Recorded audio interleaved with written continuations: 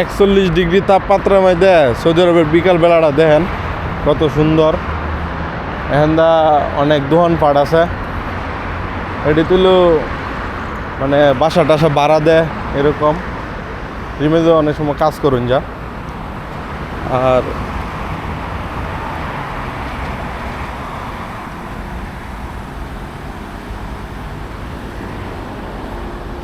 অনেক জায়গার মধ্যে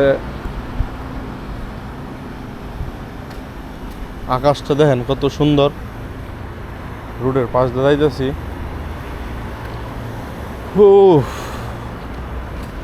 এই গরমের মেঝে যারা বাইরে কাজ করে তারা বুঝে কত কষ্ট গরমটা।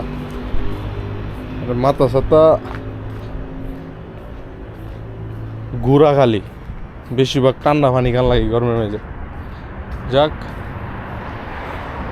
তো এখন আমি রুমের দিকে যাইতেছি গা, কারণ যে কাজটা লাগে আছে আমি কাজটা হইছে না। কারণ হইলো লন্ডি আছে, সেলুন, চুল কাটার।